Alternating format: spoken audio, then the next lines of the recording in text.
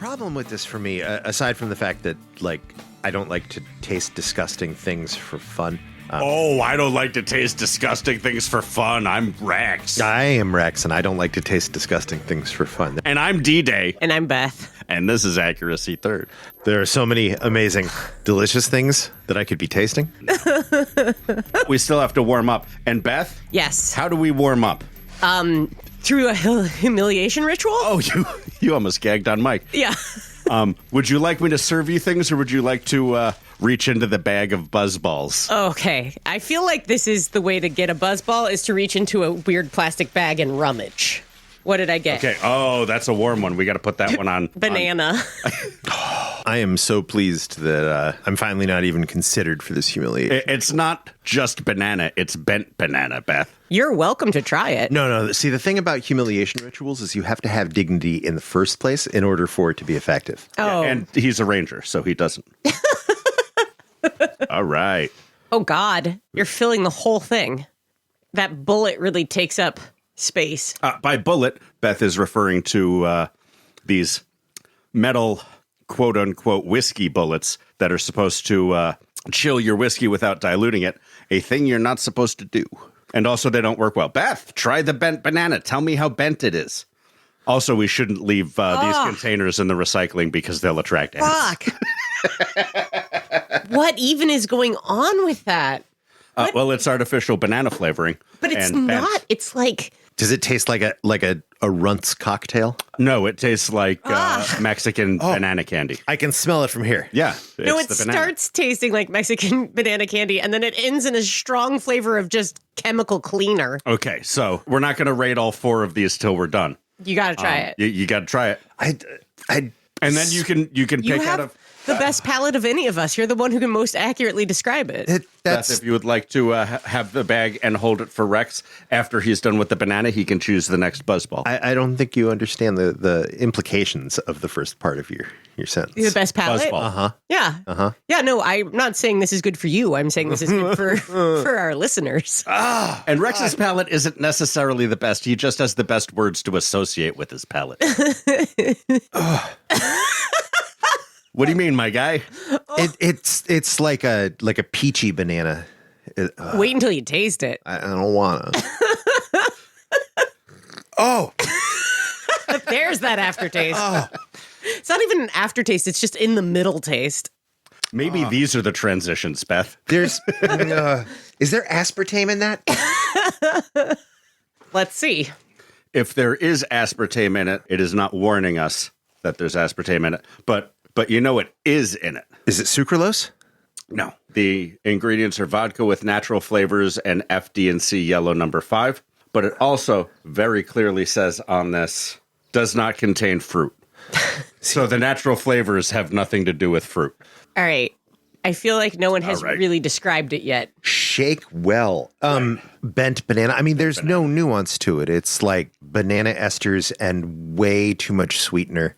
And I think that cleaning product flavor is aspartame or sucralose or something. I think if you put aspartame in liquor, you need to have the phenonucleate, the whatever. warning. Yeah, that thing. phenocalinic.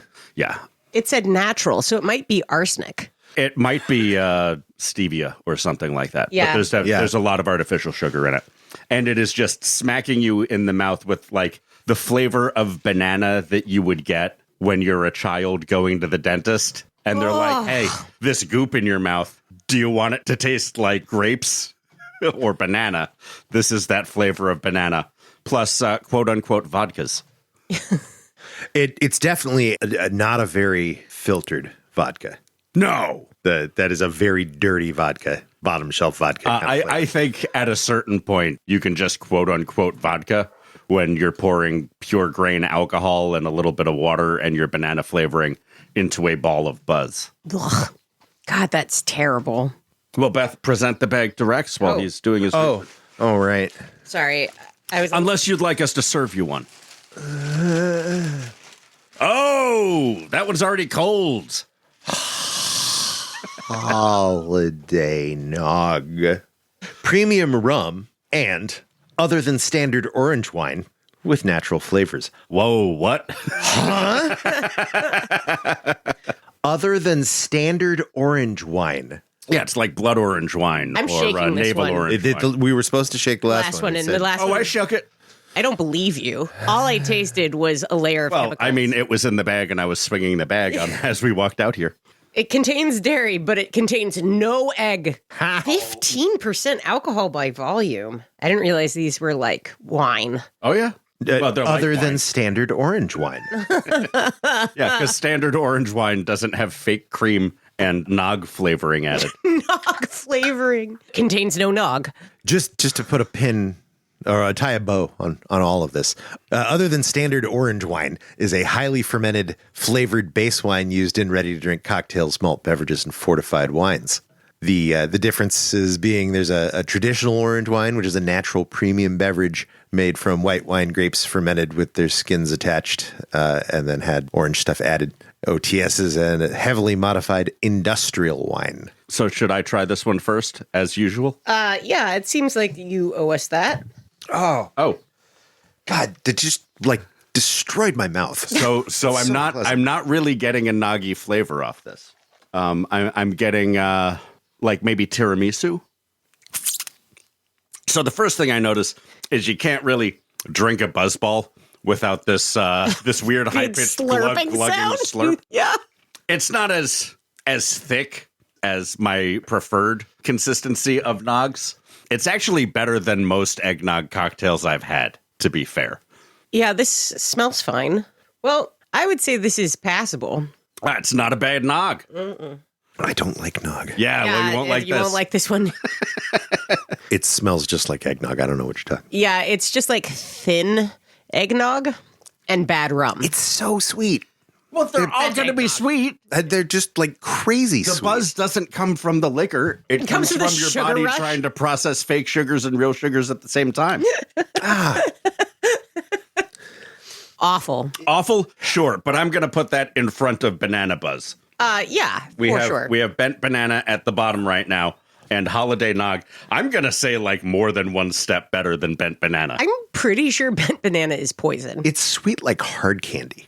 Yeah, like it's Werther's. Just sugar in yeah, my but mouth. I would want to keep a staying Werther's in my mouth for a while.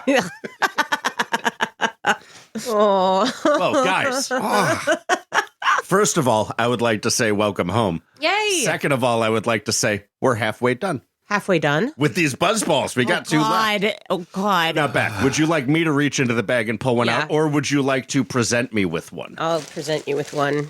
Oh no. Oh no. All right, we should probably save that one for last. Okay. All right, so today I have Pip Pip Punch. What? Pip Pip Punch. Feel like you're about to. Oh God. Pip pip. Pip Pip Punch.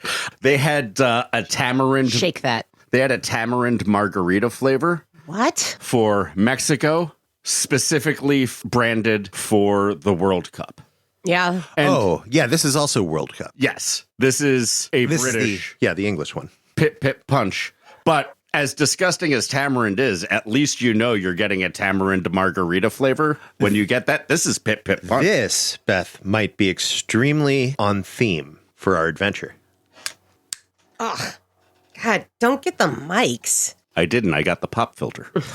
Pop filters can go through the wash. I'm forgetting why. This may be a very bad buzzball version of the drink that Mountie made you. Oh, yeah. Well, hey, remember that good drink? Well, as someone who has been investigating the flavors of Buzzball since my early 30s, let me tell you, that Pip Pip Punch tastes exactly like these highball glasses I made out of Buzzballs. That shit is just the Cran Blaster in a completely different... there's actually quite a bit of Buzzball juice on my pop filter, which just got on my nose. But the Pip Pip Punch is just the Cran Blaster, which I think is one of the best flavors of Buzzballs. If you stumble across some Buzzballs and you see the Cran Blaster, that's the one I'd recommend. Oh my God, what's wrong with you? You don't like cranberry juice? I like cranberry juice fine. I mean, this is the least offensive of them. Oh. What is that aftertaste? It's poison. It's poison. That's the plastic that they put it in. Shit. It was like, it tasted like a watered down Cape Cod, like Cranberry Blaster. You're on it. But then, like, it comes in at the last minute with, like, pennies. You know what those pennies are? Beth says, laughing some holiday nog out her nose. I didn't spit it on anyone. You didn't. I think it is really cheap triple sec. Double sec, if you will. So, as I've just commented on, what our listeners may not know is that Beth just washed the taste of Pip Pip Punch out of her mouth with some holiday nog, which I think means that the Pip Pip Punch goes between the bent banana and the holiday nog. Yeah. And our ranking of buzzballs. Oh, the aftertaste is evil. I just, like, I don't have the innate get this out of me like I do with the banana blitz thing. It just tastes like a terrible cocktail. It's not even pennies. It's like it's metallic, but it's worse than copper. It's rust? Dirty copper. Maybe Rust. Yeah. No, there's no iron to it. It is Blood? Let me. Oh, fuck. Baking soda? Now I don't know which of the Cran Blaster highball glasses have the bent banana in it. Put it close to your Smells face. up. You Yeah, won't make that mistake. Yeah, no, you're right. No, that's banana. Banana one will attack you from a foot away. Okay. The aftertaste is like you were trying to bring the sour back to something like cranberry after you have put too much artificial sweetener in it. And for whatever reason, your liquor making concern is unable to afford citric acid. So you've put a different powdered acid into it to give you the sour aftertaste. You know what it kind of is? It's a little Malorty. Does Malort have rotten acetic acid in it? Malort is just rotten.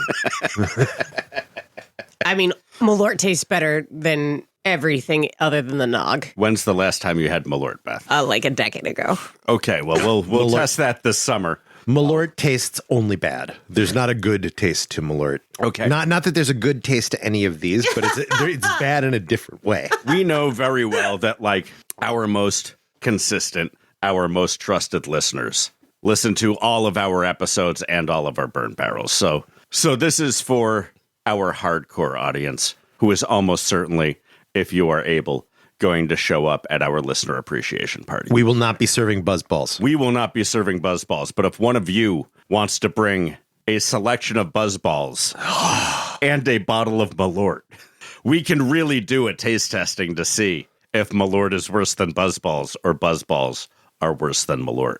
Right now, in our power rankings, we have Bent Banana at the bottom, Pip Pip Punch in the middle, and Holiday Nog, surprisingly, at the top of the rankings right now.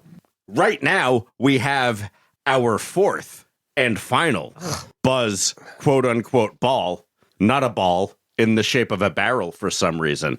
We have Big Sips, Sour Warheads, Atomic Apple, branded buzzball. Beth, would you like to do the honors, or should I do the honors? I can do this one first. Oh, yeah. Look at that green. God damn. Don't you want me to cut the top off that and make that into another highball glass? I don't need that for myself personally. It smells better than the banana one for sure. Oh, no. And that one's 16% ABV. Oh, God. An extra 2% is hitting your taste buds right now, It's Beth. so long a flavor, and it takes like a full second and a half before you get to the really terrible part of it. I think it's important that either you or I taste first and you or I taste second, and then we give it to Rex for the really big reaction that involves some referencing information. It's afterward. like still there. It won't go away. Oh, God. It honestly smells a little bit feedy. Oh, God. I mean, it's definitely Jolly Rancher sour apple, but with like a foot rot nose to it. God, I can smell it at arm's length. No. Smell it right under your nostrils. I'm gonna. So, like, the starting point for almost all of these are things I don't like. I don't like apple candy. I love apples. Same with bananas. Love bananas. Don't like banana candy. Disgusting. Never liked an eggnog in my life. So like we're starting with yuck. I also would like to say that the apple candy tasting part is by far the best part of that drink you're about to sip. I gotta disagree there, but let's throw it to Rex. Hold on. First, I have to discover what type of atrocity this is. This one just says contains alcohol, 21 points. Yeah. They legally, we can't distinguish what type of alcohol it is. Yeah, it's not vodka, it's not malt, it's just alcohol. It's rubbing. This was cured in a tree. Oh, there's a like hint of Play-Doh to it. My experience is that there's almost 2 seconds of it tasting like a little bit like candy, and then it's poison. I'll say that the scent either backs off real quick or has destroyed my sense of smell. It's not the smell that's going to get you. Yeah, the taste is really light at first. Oh my God. It's black licorice. No. Black licorice? Yeah, Here. absolutely. It's black licorice and citric acid. Ah. That's weird. Yeah. Okay, so hated it the least. Why? Wow. I don't like it. Like, I don't like black licorice, but was the least cloyingly sweet. And as much as I don't really like black licorice, this is the only lingering aftertaste where I haven't like gone diving for my water bottle to clear it out because it disgusts me. It doesn't taste like chemicals, despite smelling like Play-Doh. It really doesn't taste like chemicals as opposed to the other three that we have. That's true. It feels like very vaguely of candy, and then just this awfulness descends onto the back of my tongue that tastes like, I don't know, like I'm about to have a stroke or something. Like something is wrong in my mouth. It tastes like it was made with ouzo. Oh, maybe that's what's wrong in my mouth. And I've got to say, it seems like Big Sips is in no way, shape, or form associated with Buzzballs. Yeah, I think you just made an assumption there. Well, I mean, they sold it right next to the Buzzball. Uh-huh. So I'm supposed to assume that somebody else is Making Buzzballs. not canning nor bottling their shitty liquor in the same factory as Buzzballs. That's why it's a barrel. It's the Big Sips barrel. So I think in Beth and my rankings, we have at the bottom Bent Banana, then the Atomic Apple, then the Pip Pip Punch, then the Holiday Nog. You don't speak for me, friend. Okay, well, those are my rankings. Good. Beth, your rankings? My rankings is that Warhead sour thing is at the absolute fucking bottom. Okay, and then the banana. And then the banana, and then the Pip Pip. And I have actually continued to drink the Holiday Nog. Yeah, no, I've noticed that. Yeah, It's I'm getting helping you past out. Yeah. Yeah, because I'm drinking all of the banana and the Pip Pip Punch. Yeah. All three of those are intolerable to me. But the Warhead one, it really, like you're saying no chemicals, it feels like I have been poisoned. Like that, it's just how that flavor hits my tongue is like I have been poisoned. Beth, I poison you all the time, and you never notice how all of the almondine desserts that I give you are actually full of arsenic. Oh, that's why I was suggesting maybe some of these have arsenic sweetener. It is a natural sweetener after all. Ish. So Nice. I'm going to have to put the Pip Pip Punch at the bottom. Oh, wow. Really? Yeah, that aftertaste tasted like death. But chemical death. Agreed. Yeah. It was awful. Like maybe like formaldehyde or something. It's just like Poison. not good. The banana balls is like almost as bad, but it wasn't quite as poisony. It was just like Less panic. like too much of things that children enjoy. It's like turn up kids flavors to 11 and add 12 of them, please. The nog is gross in the way that nog is gross, and it was too sweet. But it was less offensive than the banana in Well, some it's meant ways. to be sweet, at least. And the Warheads thing I could almost drink. It's too sweet. I don't like sweet cocktails, but it was far less sweet than any of the Buzzballs, and very weird choice to have it be anisey. But like I'm not mad at it. I think makes when you me add panic. that much citric acid to like anise essential oils,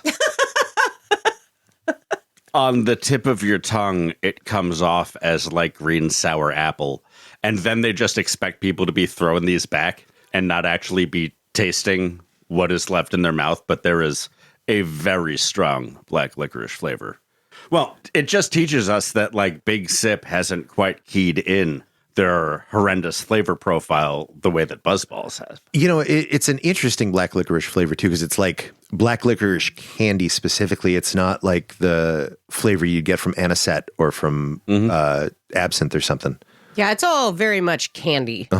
Oh, anise is gross. That's probably why that one makes me panic. All right. Well, Beth, you've earned your holiday nog buzzball. Thank you. And just so you know, there's another one of those in the fridge. Oh, if you'd like to drink it before Douche shows up. Fuck. You know, normally this is a warm-up, but I found this very off-putting. I do think the next time Douche comes over, we should give him a beer in a pint glass, and that beer is mixed with the last sour apple buzzball. Oh, God, that's, yeah, we need to do that. Pound that rock. Yeah. Our wonderful artist is going to be done for the day after this lot, Yeah, but it's going to be open again tomorrow. We've got quite the lineup happening right now. There's a lot of flash to check out. You can make a decision. Mom I'm Fine is also, is it Mom I'm Fine? Mom I'm Fine is also doing tattoos, I believe, Saturday. But if you have the dust app, it tells you. Yeah. Who's got exhibit? Huh? I'm sorry. Yes! Get your first Great opportunity. Yeah.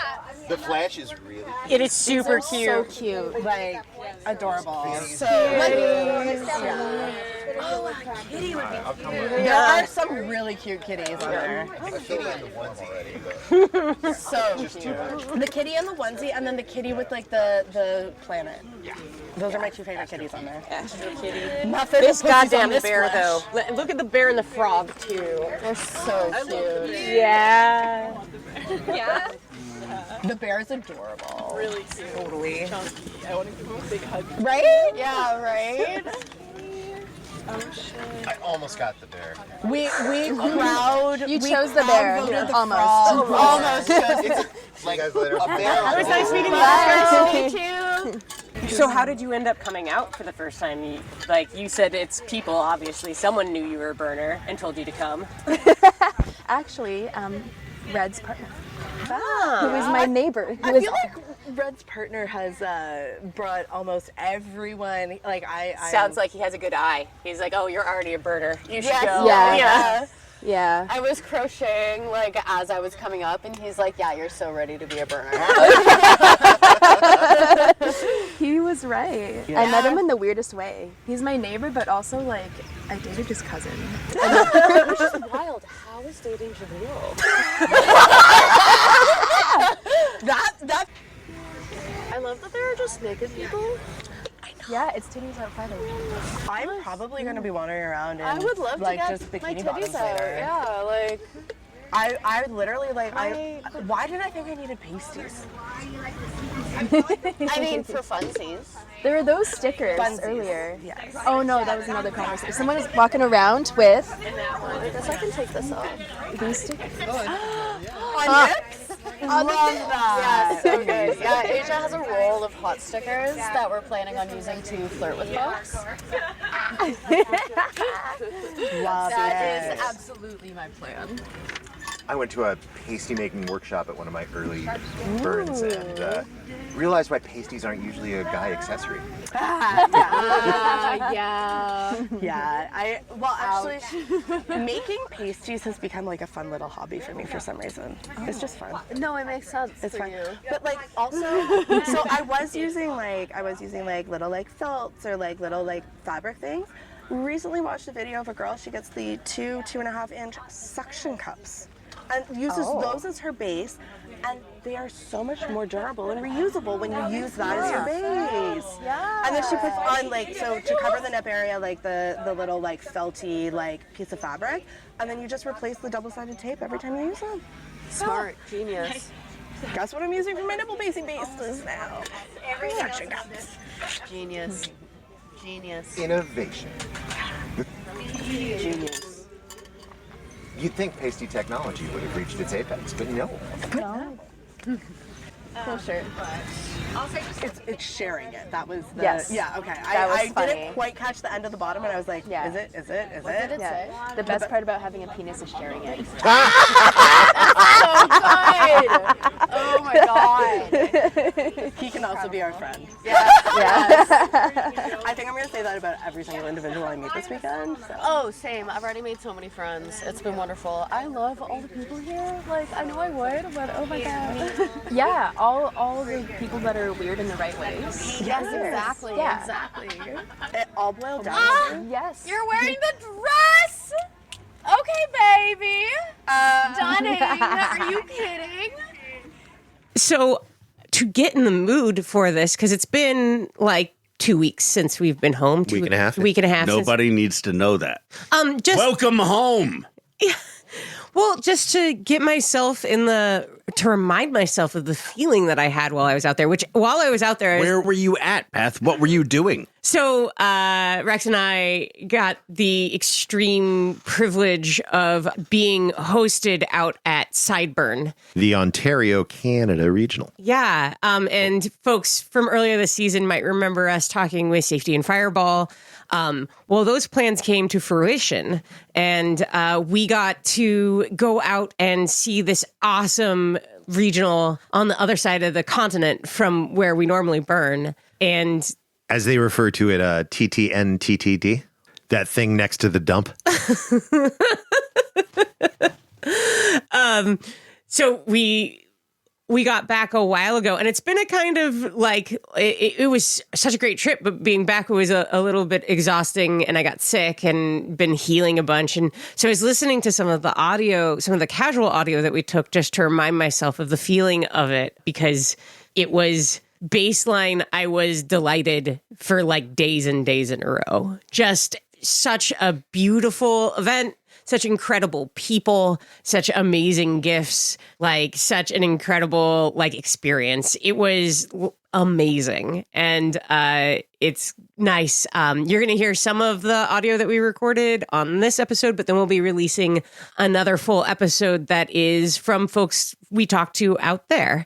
But Yeah, we did a couple of real informal recordings just to gather a little spatial audio, get the gear up to snuff, and then we did an actual sit down at a table with not enough shade to keep Beth from getting well sunburned. well sunburned, didn't peel.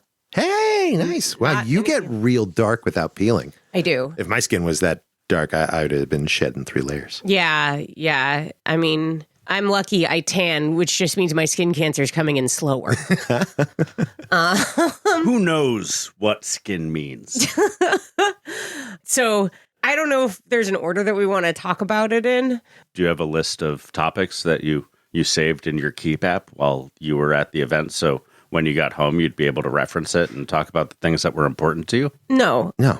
What I did is remember the things that are important to me. Oh, I don't have ADHD, Beth says, having ADHD. I would just like to, well, maybe this is a good place to start.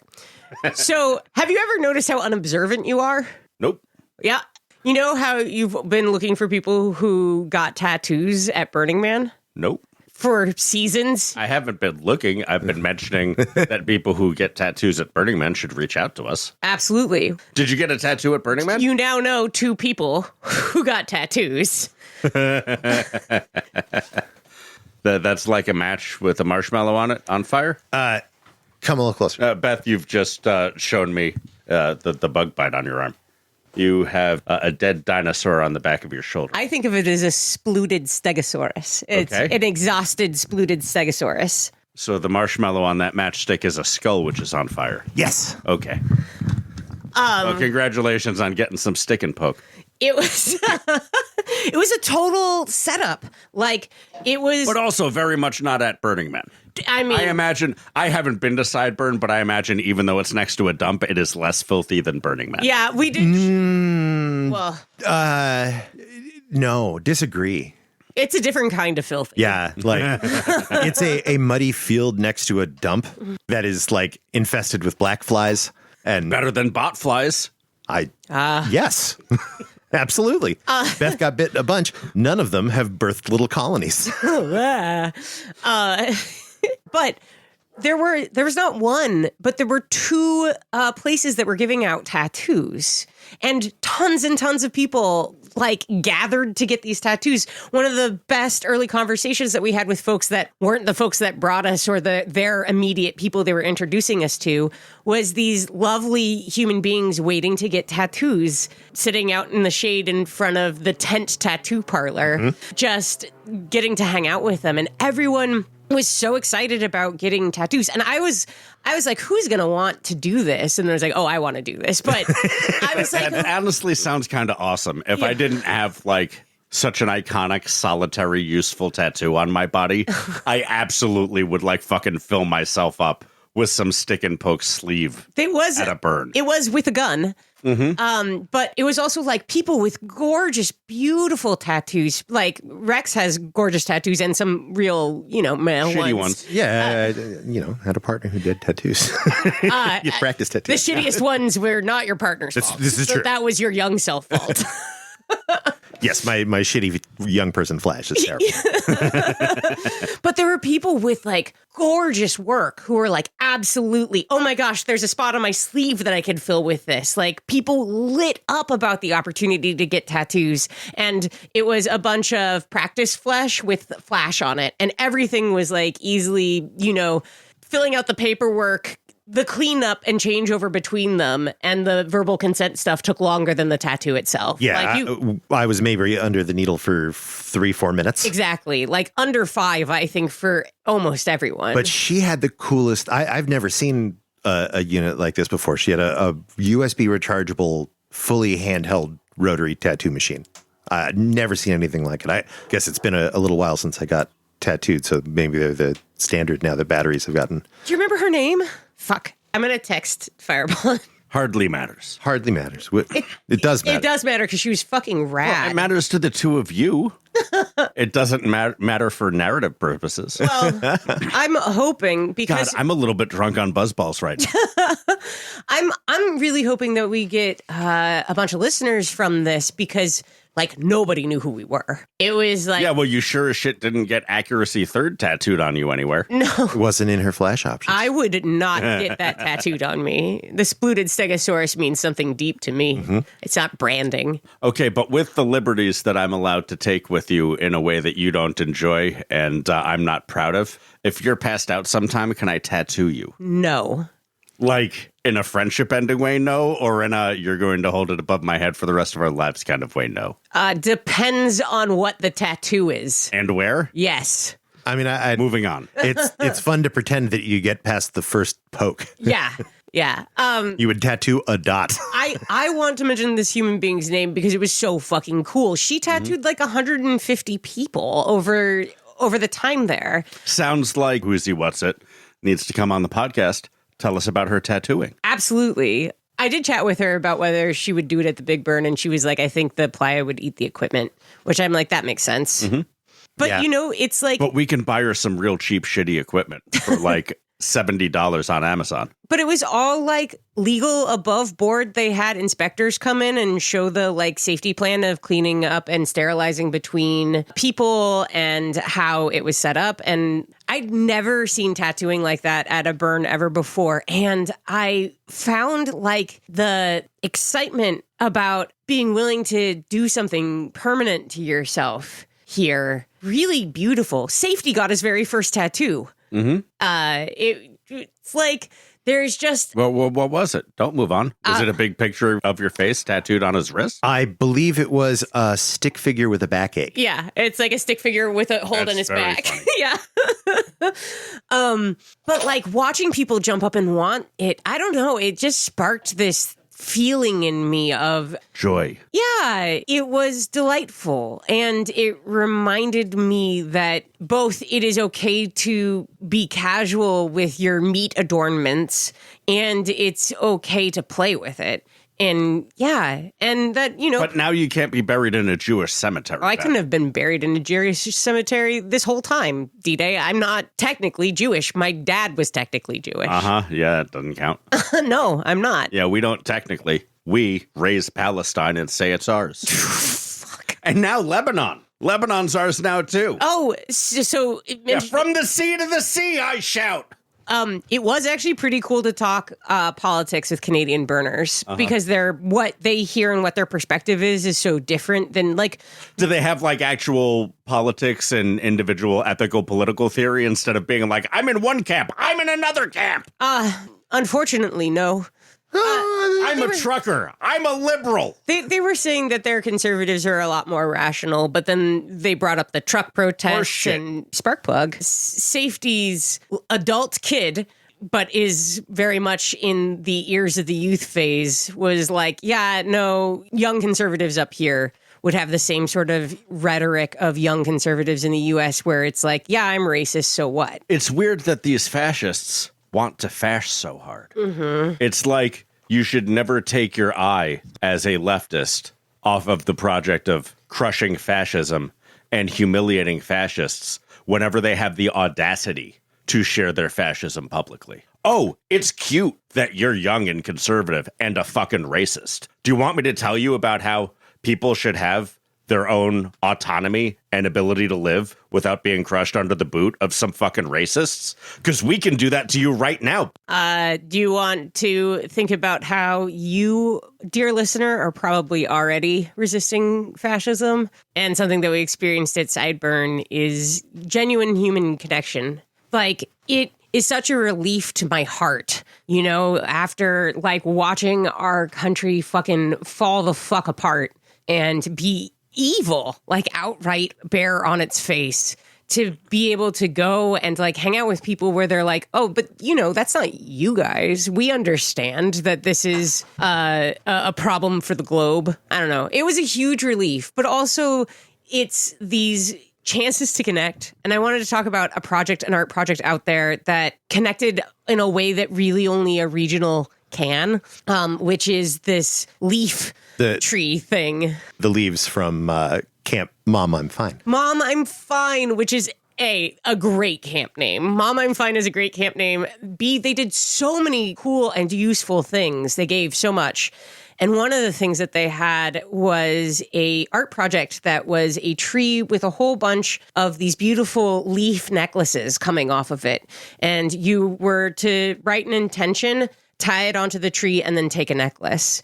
What I didn't know when we first interacted with it is that the necklaces were all cut to have matches among them. There were little puzzle pieces at the end, essentially. Ooh. So basically, you see these on everyone, and you walk around, and you are like, are you my match? Are you my match? Like, it's this very easy and simple way to have people make eye contact, say hi, take a moment, and like connect. Look at your puzzle piece. And look at your puzzle piece together. It worked incredibly well. I was really annoyed because Rex, the very first person that walked up to us, this camp we went to the first night we landed as Safety and Fireball were showing us around.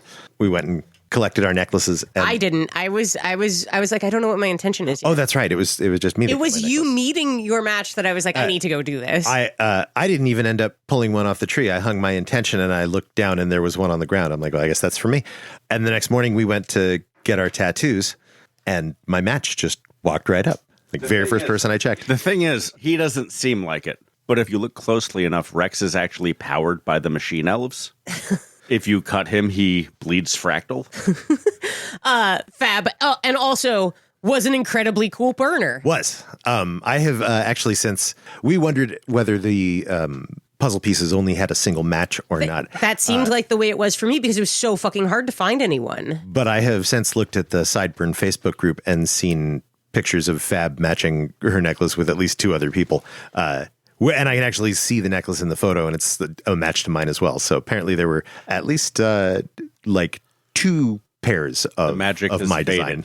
Yeah, I got to match with someone who we'll talk about in just a little bit, but who had been going for years and had never found his match. Like had years of necklaces, but hadn't ever found one. And he was like, well, yeah, there's a party apparently that you can go try to meet your matches with on like Sunday. And he's like, well, I never go to that. Yeah, and it's so much of a party that we were at it and didn't realize it. Oh, is that the party? Yeah. Is that why everyone kept coming up over there? Uh-huh. Oh, that's where we were hanging out with the guy who gave us free dong. You want me to gong that out? I mean, like, I do want to say a thing about it. I want you to gong it out a little bit, but just I also want to say the feeling of no cops was very palpable. And the feeling of trust within that community is one that the scale of Burning Man, the big event, just can't have, which... that was also a relief. It was just like, you don't have to, I don't have to be cautious about you offering me something. It's going to be the thing that you're telling me it is. And Well, they're not going to be a cop. There weren't. That's different. Yeah. It got to have this feeling of a smaller, safer event that I miss at the Big Burn. Not, I'm surrounded by people that I trust and people that I know and stuff like that. But that feeling of just any stranger, you can just be like, yeah, absolutely. Too. That's the thing that I've been trying to put my fucking finger on. I'm like, why is this different? This burn, I was telling Rex, this is the most faith in humanity restoring burn that I've had in a long time. I get a lot of different things out of the burn, but that is one that I really lean on because I don't know where else where you get that. And sometimes it doesn't happen at Burning Man. And as my role at Burning Man has become more complex and more work and all of these other things, what a terrible thing to say, but it's true. But it harms my faith in humanity because I'm asking too many people to behave kindly towards each other. It's too many. It's I constantly see the way that humanity is failing to live up to a reasonable and loving expectation of it. Right. That's because your job is to, in some ways, correct or at least mollify those behaviors instead of giving them the space to self-correct by themselves because you're partially in charge of a milieu. Well, and I want to be clear, almost all of those things self-correct, either with other people or while they're talking to me, it's fine. It's just, it was this being able to approach the whole event without that. And I don't know if this is just Canadians or Canadian burners. Everyone was so goddamn nice. And I mean nice in a different way than I'm used to going to Seattle and Portland regional burns and going to Burning Man. There's an openness. It was the first time that I was like, oh, is the Portland freeze a real thing? Are Portland or Oregon and Washington people actually just genuinely harder to approach than Canadian people? I think there was a sense of invitation at that burn that exists in Black Rock City, but is not as prevalent in my experiences at Soak and also at Synergy. The barkers calling you in. Not just that specifically, but like people welcoming you in once the barker has called you in. Yeah. Yeah, or you're welcome every step of the way. Regardless of whether there's a barker, if you make eye contact with someone in the street, they'll start talking to you. Talk to them. And that was a lot of unscrews, actually. Yeah. That was the first time I've experienced that since Our Fest. Outside of Erie, Pennsylvania in 2002 or 3. It's the thing that I keep hearing about Flipside, which is the only really attractive thing to me about traveling down to Texas for a burn, is that it's one of the handful of burns that is dense enough so that it's getting closer to a Burning Man analog while also not having any cops and everyone there being game to be a part of whatever you're doing. Yeah, it was I want to get into it because I also think they do an incredible job with their art and theme camps. Just flat out, the temple was the coolest temple I've ever seen not on Playa. Oh, it was beautiful. It was so fucking gorgeous. The temple of what? The Temple of the Directions? It was called Calling the Four Directions. Calling the Four Directions. That's an arch. It was so cool. It's an arch, and it's got 4 pillars that... the way that they go through the arch is nice. They start under the arch and pierce through the shell of the arch, and they're topped with the heads of a moose and crow and a bear, and then a jumping fish. And then in the center of the temple is... a bunch of human faces. Yeah, four faces in kind of a nice Alex Gray configuration. If you send me all of your photos, I'll post them on the website on the page that we upload this episode to. Yes. Excellent. Also, we're going to be using photos from Sparkplug, who is taking photos for the event for the first time, and we have permission to use them. So I was hoping we would use one for the cover of this one and one for the cover of the Sideburn. Let me know what attribution I should put to which ones. Absolutely. We'd also really like to call them out by name in the podcast at some point because they're a safety's kid and was doing a killer job. Burning moose. So not only was the temple, the art was really cool, but we found out that they do grants for theme camps. You know, not like a lot of money, but like $500, $600. Like you need to get a new tent or a bigger tent, or you want to upgrade your lighting. It helps. Yeah, and I think you can really feel it. The theme camps are put together. They offer a lot. They bring a lot. There's always stuff going on. They're like... The theme camps are very much invitations, and they do throw a lot of events, and they really lay it down in a way that, like, you know, not talking down to anyone, but, you know, some theme camps at Soak are like a bar, you know? I would say like the vast majority of themed camps at Soak are just bars. I would say almost like there's no just bar theme camp. There was a it just was the bar. thing that was so exciting about Unscrews is that like they were old timey Burning Man type theme camps of like, you know, you used to walk down a street in Black Rock City and like every 30 feet there was another just little kiosk setup of a carport and a table and whatever weird shit they put in it, and people like welcoming you in to experience this thing they've worked on for the past several months. And it's that over and over and over again at Unscrews. And unfortunately, after dark, everyone at Unscrews wants to go out and experience other people's theme camps and art. So there's no one running their own, which means nobody is staffing any of the 100 theme camps you pass by. But that's its own gift to the community, in my opinion. I would say, like, it felt like there was as much to do at night as there was to do during the day. Like, that's stupendous. They have a noise ordinance for the event. Did we. So there wasn't as much of a dance party scene as at some burn type things. Well, we didn't go out dancing. We're middle-aged and went to bed. No, but I was keeping my eyes on it. Totally. And Sparkplug was saying that they were enjoying going out dancing. There were a couple of spots. Yeah. Sparkplug is, sorry to define you by your age, is just into the adult region of being an adult.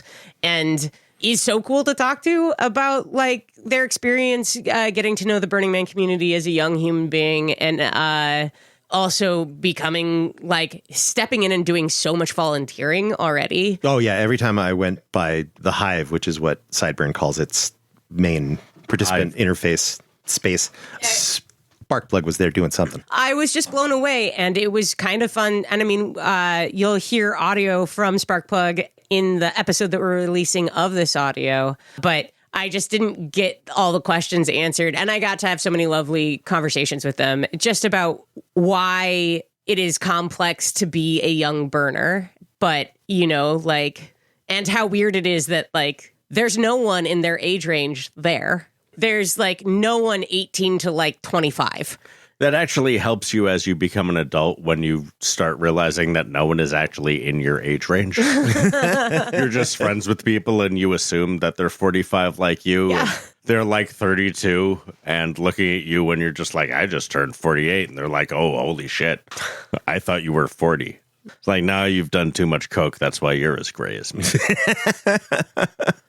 So the theme camps are really on point. Most of them are not bars. There was just a bar, but it was a pop-up in walking camping. Yeah, and well, most of them are not just bars. A lot of them have bars. Yeah. So there was more than just the one just bar. There was the pop-up bar. There was the Irish bar. that's the one I was talking about. Is the not a theme camp, but was just campers throwing up their bar. They served us hot whiskeys, which is what apparently the Irish call hot toddies. Oh, hot toddies are great. Yeah. Yeah. Well, what a wonderful way to calm your stomach with something that's inherently not calming to your stomach. And these Canadians were all so fucking nice. And these were the wildest people there. Like loud, drunken Irishmen. Just really turning up the volume of that one side of the party where everyone else was just like very, I don't know, this sounds... Enjoying their sparkles out of a teaspoon. Whatever. Yeah. The fucking Irish gravitate to me, and I gravitate to them the same way that Australians and I are. You would have magnetically loved charged. shouting at these guys because Oh my that was God. the only level that they communicated. Shouting and falling. Yeah, the conversation that I had with Mac was a very loud and very close conversation. Oh, yeah. If it lasted another 15 minutes, he would have demanded that you smash your head into his head. You are 4 centimeters from my chest, and 15 decibels higher than you. Yeah, need to we could. But you're could go calling me outside boyo, like so we that's both okay. still smoked and talk if you want. We could even shout out there. Yeah, it's also just such a like We were outside. such a the comforting accent to have shouted at you. Like, pretty sure you're not angry at me. No. I just really care about the sentence I don't care about. Okay, so one of the art pieces, one of the things out there was Escape Car.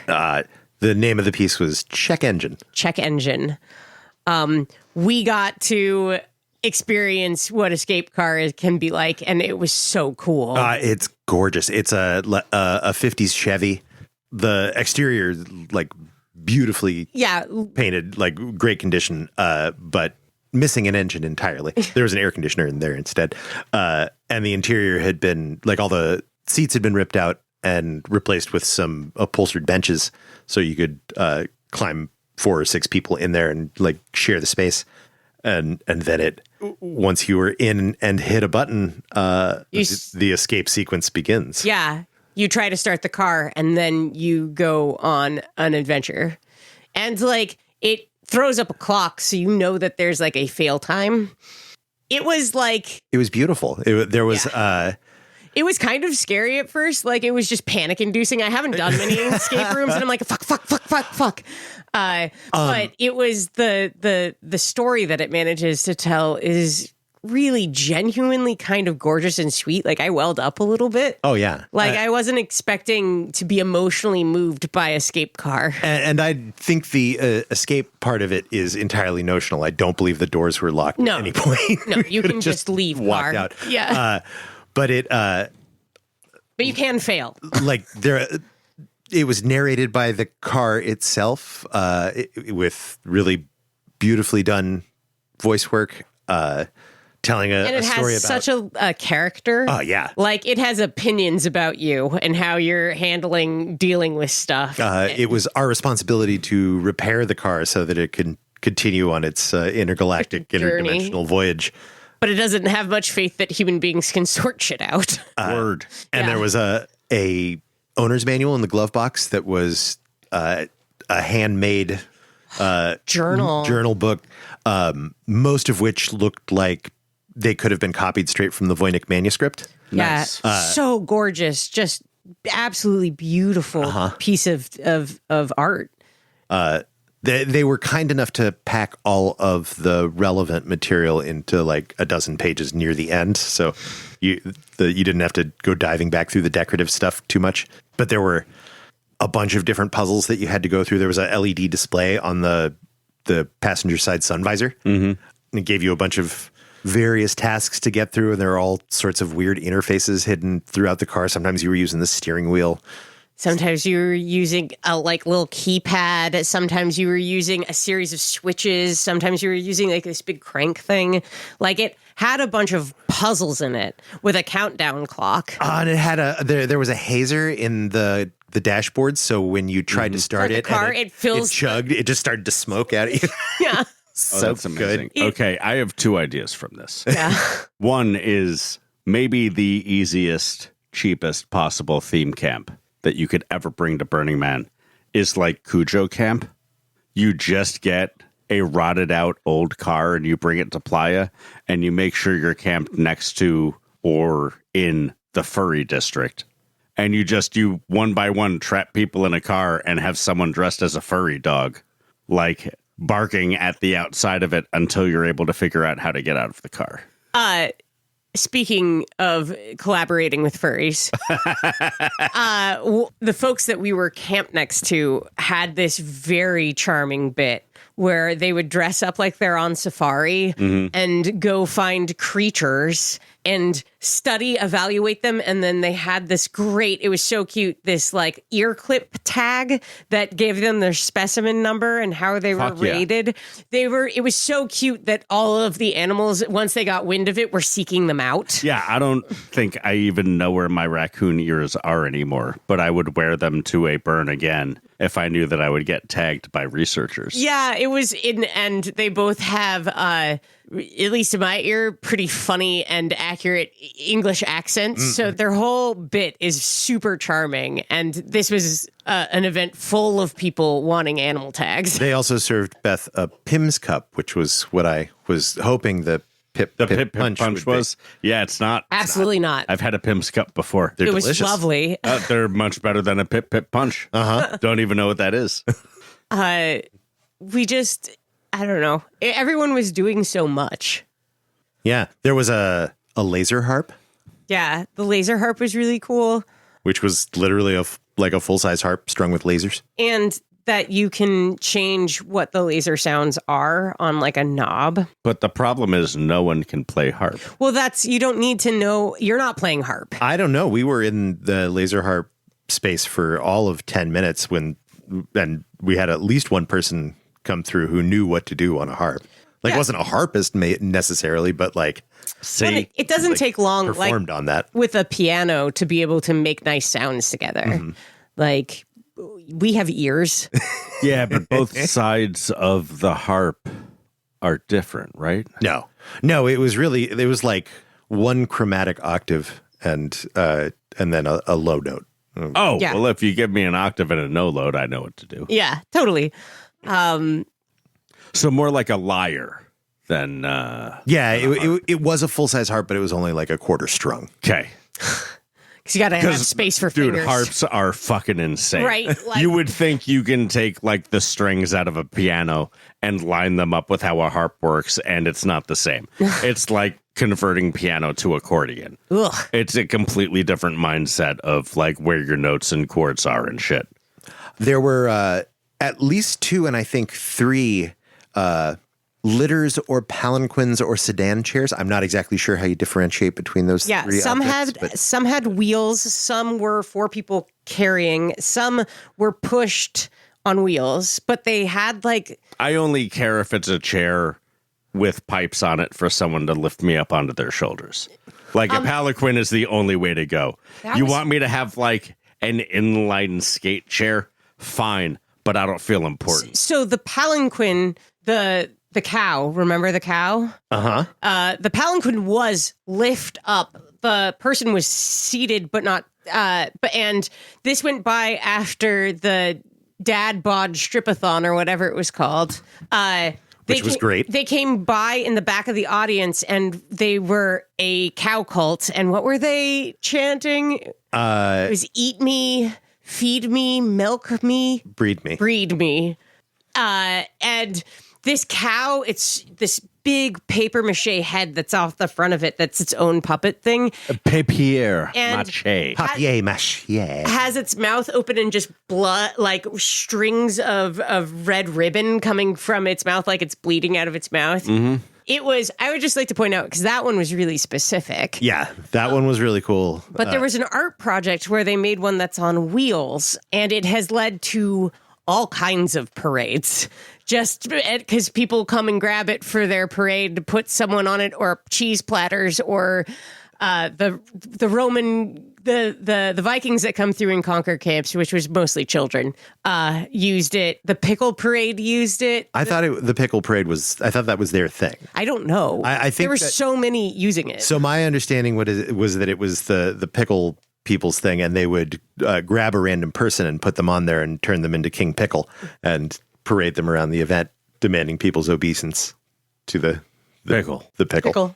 They had like pickle staves, pickles on sticks. that were crochet or Pickle halberd. but it meant for there were a lot of processions. Like just if you hung out, there'd be a few processions that go by. Our neighbors across the way had 2 different big pipe platonic solids. They had a dodecahedron that was like 9 feet tall ish. Yeah. 8-9 feet tall, and Maybe then 10. a smaller 12-sided. I forget what a 12-sided was. Polygon. Polygon. And they were for collaboratively rolling around on. Huh. You got up on top of it with one person and like tilted the bottom face over and like climbed over to counterbalance. That was the only time that I actually struggled at this event at all. I had to like get up and walk away. I'm like, I'm going to watch Rex break his ankle. Like this. But you won't. You'd break your ankle, Beth. Rex's ankle is like 5 inches thick. And it's all bone. Well, I know how to fall. But do you know how to fall when this giant metal structure is also falling on you? Yeah, that metal Well, structure. you still have to fall right. If the metal structure crushes you, that's beside The metal structure weighed nothing. Right, but the problem is you fall onto the metal structure. Yeah, that wasn't going to happen. I was either going to fall through, in, or off, out. It was fine. It was totally fine. I just had And to I get know up this and walk because away. I did it like 3 times. Yeah. Fell off that thing a bunch. I went further down the block. It was actually so well designed that I was able to fall off it and catch it so that my counterpart didn't fall off it. I've got to say that going to Unscrews made me want to go out to Burning Man and experience theme camps during the day more in a way that I haven't really cared about in the last handful of years because I usually cook during the day and then go out at night. But much like my experience at Unscrews, a lot of the neighborhoods around where we camp at Burning Man seem to go to bed at like 7:30 at night. Yeah. Well, yeah. There's a lot going on during the day, especially Yeah. if you like yoga. I don't. But I would like to take a steam bath this year and maybe climb on a polygon. I feel like there's more to mention about how There's so much more. Like, we haven't even talked about how there were at least 2 instantiations of Mousetrap Jenga. Oh, yeah. There were 2 of them. Yeah. At least. So you have different series of mousetraps that you're stacking up on top of each other? Yeah, you have to stack loaded mousetraps. Each mousetrap that you deploy has So not to... Mousetrap the game. No. The wooden thing with the No. spring Yes. that kills mice. Yes. Okay. You have to stack them on top of each other so that each new one touches at least 2 others. Yeah. And they're all loaded. And they're all loaded, and you have to, all else being equal, prioritize height in your play. Okay, I love that. That's fantastic. I love that, and I also want to see people's fingers get broke. They're not rat traps. They're not rat Trap Jenga. Yeah, they're but I mouse traps. want rat trap Jenga. It was so funny. The person that we ended up talking to, who we ended up at their Jenga a couple of times, it used to be here in the Bay Area, right? Yeah, used to work for Burning Man. Yeah. And I loved the way that she framed it for people. It was like, this is a way to have a reasonable amount of fear. And Seriously. she was really, You know, if you get snapped with it, it's going to hurt, but only for like a minute. It's fine. an It's owie. like getting stung by a bee. Yeah. It sucks, but It's like getting snapped with a hard rubber band. You'll have a little welt, but it's not going to break the skin. What I really appreciated is she didn't stand for bystanders. So if you walk up to watch it, you're playing now. You can't just walk up and watch this. If you've done it before, then you can hang out and watch. But like the idea being that this is not a spectator thing. You're playing with this thing or you're not playing with this thing. I like that. It was good. And it's such a good tension builder and so cathartic when it finally pops. It is. And it often they fling up and around. Nitrous charades. Nitrous charades was amazing. Never seen nitrous charades before. Like you inhale some nitrous and then you try to do charade. Yeah, and you don't get your clue Wait until until you've after- had your balloon. Fine, but like I kind of also think that there should be more talking through the nitrous. The clues were They were also so hard. yeah, they were Like the people who are guessing should also have to take nitrous. So they're like, pizza. it gets challenging. Marshmallow some snowman. of the players were amazing. There was And some of them took quite a while. Yeah. But there was one that was like the answer. One of the second one that I was in there was like chunky white discharge. Dehydrated cum. Chunky white discharge. It's like that's a big ask to get there. got there in no time. The one that was most impressive for me was sunk costs fallacy. Jesus. Which But at least that's a thing. She got it in nothing. Like under a minute. She got, she did skunk, fox, fall, ass, sea. Got it. It was so good. I hate two things in this world more than any other things. And one of them is a timed game. And the other of them is a timed game that is also a word game. This one Because wasn't. for fuck's sake, I have like two ways of describing a thing. And if you don't get them, I have no other option but to shout the two descriptions I've already said to you until the sand runs out of the hourglass. This is also was complicated by having like 45 people in the audience. Like, so everyone is shouting at them, which meant like Rex got one of them a good full like 45 seconds before they even realized that it was being repeated. And also, there was no timer or points or anything. It was just pure performance. It's silly. It was one player versus the whole hate a audience. timer. The one that Rex got was playa in your lube. Playa dust in your lube. Playa dust in your lube. Ironic, since we were not on the playa. We were on the Haya. A long time before I'd ever even heard of the playa, there was the bottle of lube on my bedside table. And there was the bottle of chili-infused massage oil on the bedside table. Ooh, yuck. And I wasn't the one that poured the wrong one all over their pussy. But I was still at fault. I mean, yeah, that's kind of not. You gotta separate your shit, man. Yeah. Gotta keep them separated. I was young. Beth already mentioned the Dad Bod strip show, which was pretty great in performance. Beth had some technical quibbles. Oh, I just have opinions. Were you intolerable about production? No, well, yes. Yes, I was intolerable about production. Don't worry. I Only get it. lightly intolerable. The People highlight- who aren't me can't stand you when you do that, just so you know. The highlights for me for that would be the lumberjack who was rocking a flaming chainsaw codpiece. Whoa. After the strip. Also very Quebecois. And the belly dancer who executed belly dance moves just like flawlessly in a way I've never seen a mask presenting person do. Absolutely brought the house down with their final removal of their skirt to reveal fuck IDF written on their ass cheeks.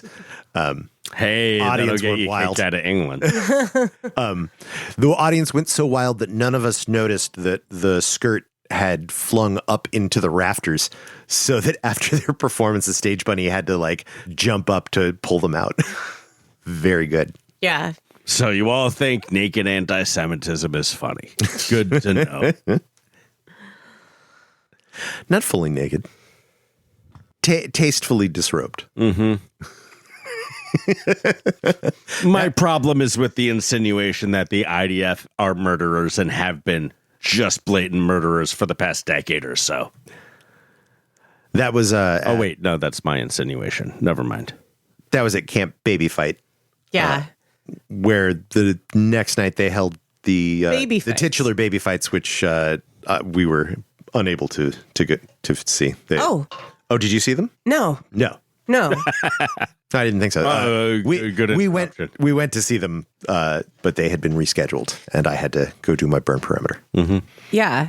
So I did notice that like no one had heard of us, which is a little weird. Like Canada has podcasts. totally. No, I have become accustomed to being on the West Coast where We really need to get on YouTube, Beth. That's where the Canadians hang out. but We're on YouTube. but the funny Well, thing our was audio is. we were in the middle of interviewing a guy who had given Rex ranger training like the day or two before. Shout out to Monkeywrench. Yeah, shout out to Monkeywrench, whom in the middle of us interviewing him was when I said, oh, yeah, well, the podcast is Accuracy Third, was when he realized that he knew the podcast and listened to it. He came up and let us clip a mic to him and didn't ask shit and like just went forward and then realized who we were after training Rex for like all day. It's a very say yes event. Yeah. Yeah, I like the recording that we did out there, and I'll see. I learned some stuff about using that kit, but We'll see if that's true. the recording that we did out there worked really well, which made me think that doing some recording on Playa wouldn't be the hardest thing in the world. We've done so much recording on Playa before. No, I mean just like set up and record whoever walks up. Yeah, some impromptu recording. Yeah, just have shade and the table and the microphones. People want to do it. Yeah, people are bored. Our peers crave human contact through microphones. Hey, yeah. Do you crave human contact through microphones? If so, reach out to accuracythird@gmail.com and you can purchase your own headset and microphone and call us over the internet and we will interview you for companionship. We should get some beach umbrellas. Yeah. They sell them at grocery outlet if you didn't know that. Other things. I actually think that's a pretty good idea. 3 beach umbrellas, a little folding table, and 3 folding chairs. And we make someone squat in front of us and interview with us for as long as they can squat. Would you like to squat with us at Burning Man? Please buy us 3 beach umbrellas, a table, and 3 folding chairs, and then squat in front of us on Playa and tell us about it. We could just get those inflatable chairs and a bicycle pump. Okay, so one of the things we didn't talk about in the Unscrews Burn Barrel episode is this incredible set of inflatable furniture that we found at one of the camps. Oh, yeah? Yeah. So Costco sells a full inflatable couch and coffee table and love seat combo. And like they're comfortable and they're nice. And they're not that cheap, but they're also not that expensive. But we need to figure out a way to stake them down to Playa to make it worth spending like $325 on them. I mean, they don't need to stake down to Playa if They're having people sit in them. Yeah, if we're only setting them up temporarily. Like if we're just going out, putting up some shade. But what if you stand up and between you standing up and turning around, the wind blows them away from you? I don't think a fully inflatable couch is going to blow fast enough to get away. Yeah, and we are aware of vague wind circumstances, and if it gets windy, we deflate them. Oh, Beth's not often drunk on Playa. I forgot that. No, you're right. We'll put Rex in charge of this. You and I will be trashed on an inflatable couch. Yeah, we'll be holding down the couch. If you would like to sponsor our podcast on Patreon, we will buy an inflatable living room set from Costco and bring it out to Playa. And as long as somebody else buys us a bunch of beach umbrellas, we will be sitting out in deep Playa waiting to interview you in 2026 at some point out in deep Playa. Doesn't have to be that deep. We'll see if Douche Douche can bring us out in the cart. Other things we want to touch on for Sideburn? Well, what was the area like? Like when you flew to Canada and rented a car and drove to a place, what was that place? And what happened after you got to that place? Well, Toronto. Yeah, we flew into YYZ Pearson Airport in Toronto. Which I've never been to. No, me neither. But you've heard the Rush album. You're familiar with the Rush album, Beth. No. And why would Beth know about YYZ? Did just you like know to point out how young she is? that the drum pattern in YYZ is based off of the Morse code transponder pattern for YYZ Airport? That's fucking awesome. Yeah, Neil Peart is a legend. What fucking math rockers they were. Toronto or Toronto, as the locals Toronto. say, is cool as shit. Yeah. I could spend at least a couple of weeks just getting to know that city. It's huge. It's a real city. It's a real city. It's got like lots of compact neighborhoods, lots and lots of stuff. It's a real Vibrant East Coast density. city the way that San Francisco and Oakland are not. This is our downtown. Also, most of our people live here city. But the downtown is also huge and goes on forever. yeah, and there's a bunch of different downtowns. Just like San Francisco's financial district. It's like very, very mixed use and very vibrant. Like, Yeah. storefronts are all open. Yeah, it was like wild. And I mean, this is just so telling for San Francisco. It's like there were so many little businesses, just like you would go down these streets and it'd just be blocks and blocks and miles of open stores that are small and doing a specific thing. Yeah, It's the thing I like about Portland that I hate about San Francisco. Yeah. we went and got dinner the day that we left and like had to fly out the next morning and just picked a place that was like a salad focused place, drove down there, and the spot that we picked was on a stretch of 4 blocks that must have had 80 restaurants open while we were there. Like all of which were packed. like and, thousands looked of amazing. people on the Because street. everyone also lives within like 2 or 3 blocks of that place that you're at. Which is the thing that is broken about San Francisco, which is like in the most incredibly dense areas of San Francisco, there's nothing open Friday night, Saturday, and Sunday because they are just places for people to work at and no one fucking lives there. And even our like dense active spots, I think there were probably more places to get food that night on those 4 blocks of that street than there are in the entire Mission District. Yeah, or in Noe Valley, or in, maybe in Pier 49, but that's very touristy. Yeah. Like, I would it's say so dense on the street, the number of people. North Beach is edging on what a city should be. Yeah, there's a But few still, blocks the of North problem Beach, with but- San Francisco is the height ordinance. Yeah. Like, Yeah. what you get from Chicago and New York and Boston and Baltimore is first, second story business use. Everything above that, residential use. And that's a way that you create neighborhoods that are hundreds of thousands of people living there, tens of thousands of businesses supporting those people.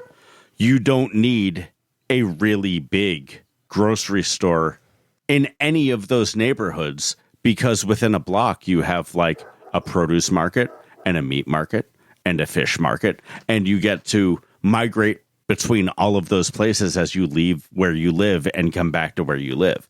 And There was also, so we went out and got a salad at a salad place. We were both like, let's get some vegetables. And it was great. And then we walked to the park, and Rex had had not understood the number of joints in the packs that he was buying on our way in. So had come out with all of these extra joints. And he was like, I'm going to find someone to give these away to because we're going to go back to the hotel and fall asleep. And so we're walking to this park, and he says, hold on a second. And I turn and I look, and there's these like actual punks, like 80s punks. yeah, kind of like There was a filth of punk rockers. it was a filth of punk rockers. That's called a scum.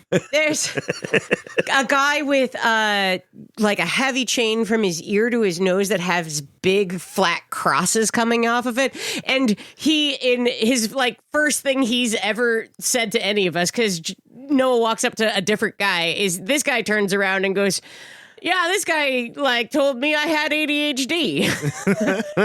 But I think I'm also autistic.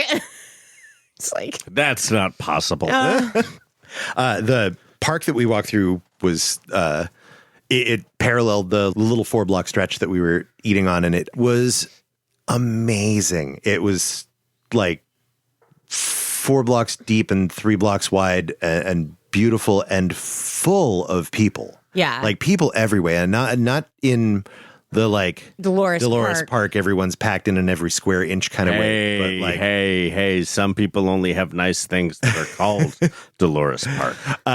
it was fully utilized. We ran across a live band playing some sad music, and then a couple of 100 feet away, a DJ spinning drum and bass, and people sitting under every shade tree reading or chatting or eating. And on every bench and using the courts and playing stuff together. Like, it was just like, also this might have been like one of the first really beautiful weekends since the winter. And it was on Victoria Day, so. But it was people had like the day off. What's that day? They call it the long weekend. If you don't want to, We had a long weekend last weekend in America, and I don't remember what that was for. Memorial Day. Yes. Yeah, you were but supposed that to doesn't remember. Count. It's called Memorial Day. Yeah. Remember it. Yeah, no, my grandpa died well after the D-Day he operated in, and I probably thought of him within several days of that. So Victoria Day, it's the day that people in the Commonwealth celebrate the fact that there was one monarch that didn't completely suck once, Oh, is that what it is? I guess.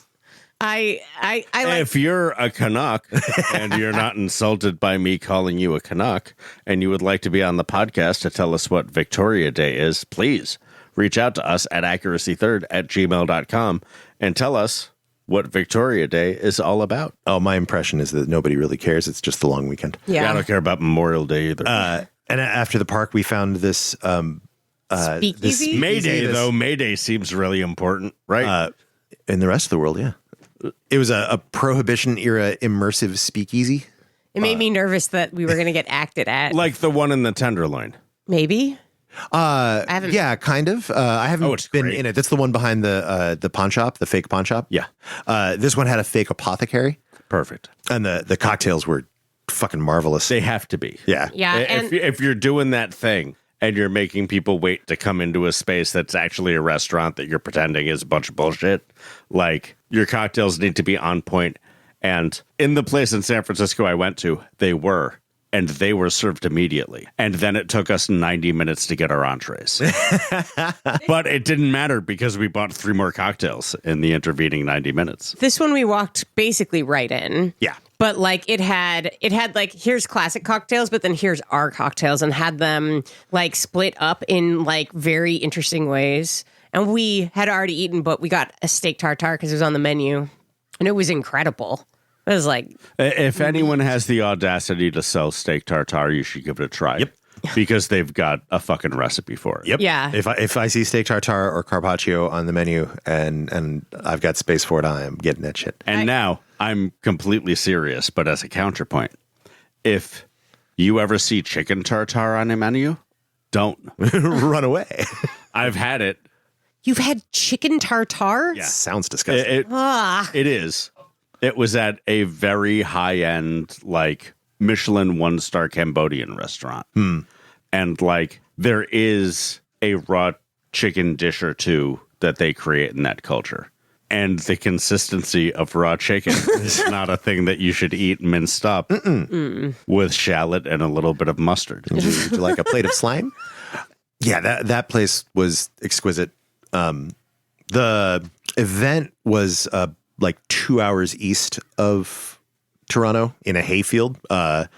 We just drove east along the shore of Lake Ontario, and it's just a couple miles off of the.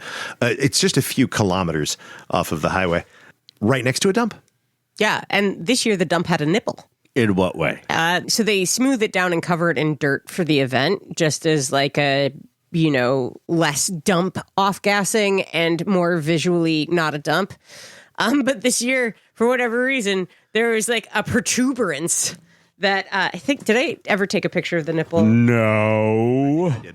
It did not smell like it was a party next to a dump. No. There, you'd occasionally get a whiff of something, but it was kind of like compost, not like dump. There it is. I mean, if the dump is not actively smoking, are you really next to a dump? And there were none mosquitoes, but there were black flies, There were black flies. which didn't bite me, but they Like horseflies sized no, black flies? no tiny. They're tiny and they were everywhere, but they didn't hurt when they bit you. But That's the worst. But when they bit me, they got these really hard, angry, pussy fucking things that are still healing. Well, most of our listeners don't know that in one way or another, Beth is usually suppurating a pus of one sort or another. So, like, this doesn't surprise me, but it does sound very unpleasant. It was only unpleasant afterwards.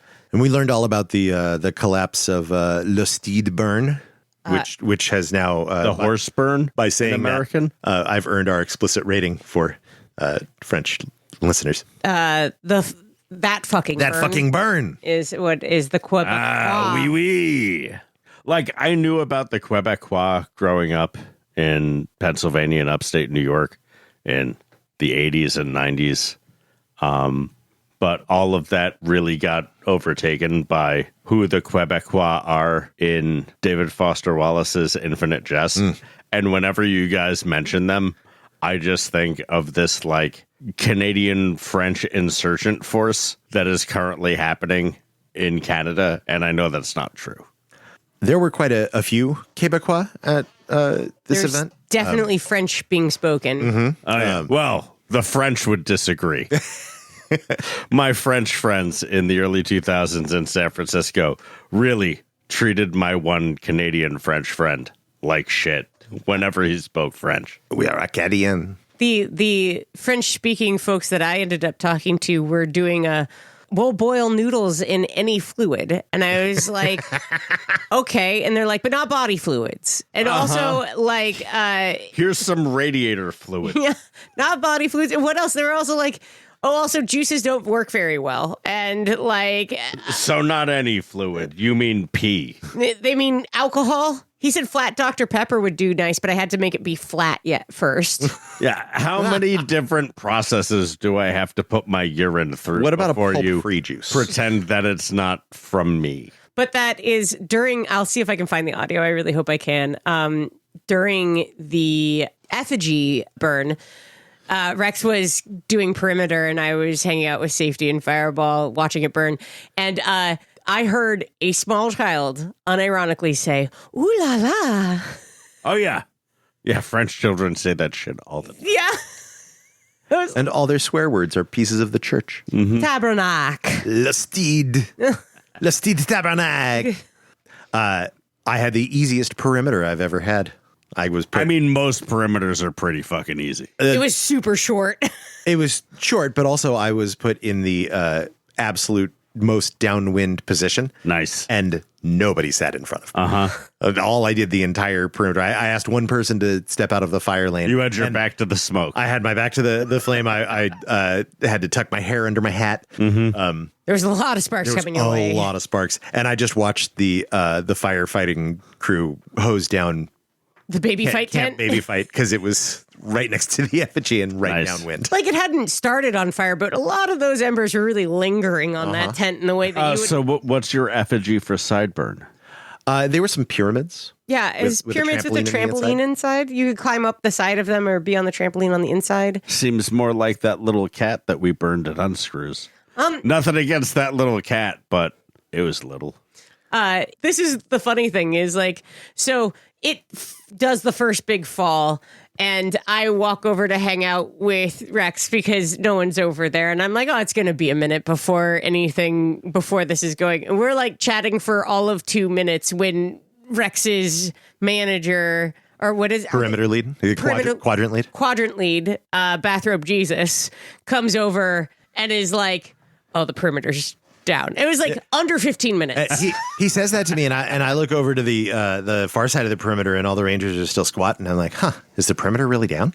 And I look behind me at the burn, and there's nobody there. But I see that like my side of the perimeter, the Rangers are starting to stand up, and then there is one guy, one fully naked guy, just frolicking, prancing. No, frolicking is staying in. Just like absolutely like knees high, bounding around the floor. 1.5 in the air skips, naked, frolicking. And it's just him for like at least 2 circles around this thing. Maybe 45 seconds. And then all of a sudden there's this flood of naked people just like I love joyfully. Adam to death, and I can admit that he's going to be the vanguard of naked people skipping around the man. Oh, yeah. Man falls. It was so... It like made me tear up. I cried during the temple burn for many reasons, but I like the... How often do you cry when taking a shit? Almost never. Unless I'm crying about something else. Sounds like once a week to me. She's allergic to peppers. But like this flood of really genuine nudity and the sort of flocking around it that I know happens at the Big Burn, but it's just so much closer in, and people were It had so a joyous. somewhat different vibe than at the Big Burn. At the Big Burn, it's kind of orgiastic, like the energy is extremely intense, and it's kind of at a jog. Yeah. This was slightly slow. It was at a skip, like a shared skip. Yeah, it was a totally skip. And it was chill, and it was like... And it was just joy and delight. There was no franticness to it, which can sometimes feel that way about the people. It's because it's so crowded and there's so many People. weird naked folks who Yeah. need to run at the man as soon as possible. That makes you feel that you, in your completely normal nudity, need to run to the man as quickly as like the frantic folks do. But you don't. Just revel in how warm the burn is. And how nude you are, and skipping. It was so beautiful. It was. And it just like warmed my heart. It made me tear up. It was just like the feeling of existence. Like They pranced widdershins around the fire. And I totally would have joined had it not been, about the ticks and such. I heard about someone getting a tick in their fucking belly button while we were there. It's warm and constrained. Exactly. And this is also when we learned that tick checks are checking each other's butts, like deep into your butthole area. All the folds. Yeah. All the folds. Yeah, sounds like you didn't grow up in the country with tall grass. It was so cold the first couple of nights. It got warmer over the thing, but like cold enough that like you see your breath in the When we have not trimmed the backyard and you come out here to do some gardening, Beth, when you get back inside, just have Rex check your butt. It was so cold, and like we're coming in from an evening and warm it up first. Exhausted, and Rex is on the outside, like putting things down and stuff. And I have gotten completely naked because I want to then put on all of my clothes to get in the sleeping bag. And at some point, I was just like, Rex, you have to come look at my butt now. Like, I need a tick check. I got to put clothes on. It was, I heard of a couple of ticks happening. But not that many. The belly button thing freaked me the fuck out. I don't want one in there. No, that would be freaky. Oh, I think we haven't mentioned something that got shared with us a lot that was pretty neat, which is this year there was some issues with weather on the way in. It had gotten more rain. It was kind of damp. And last minute, they were able to build a new road to make it possible for the loop to happen, for the cars to go around, and all of the pump trucks and everything. Yeah, because they've been really like responsibly managing their finances for the past couple of seasons. They had a rainy day fund that would allow them to dump, was it 10 dump trucks worth of gravel? It was, let's just say 10. Accuracy third. Accuracy third. To get a whole bunch of dump trucks of gravel last minute and just build this road. And it was so charming coming in. We got in like maybe 4 hours after gate opened, and everyone on DPW and part of the board and the management team was just glowing about their fucking road. It was so cute. Like they fixed a thing that was going to be impossible to fix. Aww. And it was so fun. That's so cute. Yeah. All you have to do is have like a shitty barn on a lake in a rural area growing up, and you'll learn how important gravel is. Yeah. They'll just bring gravel to where you're at, and you rake it out and you tamp it down, and it works. I'm sure there's more to say, but we're going to have an episode with all this content. Like I was going to talk about Pep and Car, but we talked to Pep and Car. Mm-hmm. Not on the... Oh, were we not recording when we? No. Oh, That was it a all bummer. blends together. But Well, honestly, you'll we need- meet Pep and Car in a couple weeks. You apparently. won't. That's you what won't, but we're going to have Pep and Car on, I'm sure. And they're coming to the Big Burn at least that's one right. last time. Yes. We should record with them on the stage in Center Camp Canopy, a place where Beth is afraid to record our podcast at. I'm afraid for you guys. You fucking kidding me? I perform in my sleep. No, I'm afraid you won't let someone be interviewed. That's not... We've interviewed people before in front of an audience. Yeah, once. And the audience Twice. was 3 people. No, more than that. We had a whole show right when my marriage was falling apart, Beth. Right. Yeah. That was a great show. Yeah. Our recording was terrible. Snafu assures us that our recording will not be terrible. Well, let's wrap this up and then we can talk about that. No, we're not talking about that. We're just doing it. One last thing that I'd really like to say about it is I think we need more Canadians at the Big Burn. And I understand it is a fraught time to come to our country, but if you spend your money at local stores and frame it as helping your poor, desperate neighbors who are bereft of culture and love to bring your incredible presence and welcomingness into our community, please do, because the Big Burn needs you. What if Canadians can't go, but Midwesterners can? I mean, everyone should go. I'm just saying that I understand why there's specific reasons why Canadians don't want to come right now. That is, our... The fascism? Yeah. Oh. Yeah, that. And There's nothing we can do about that. And obviously, don't come if it's against your morals or it's dangerous to you to come. But if you can frame it as, fuck, help, we miss you, and we need more kindness and welcomingness in our community, that's also good, too. Oh, absolutely.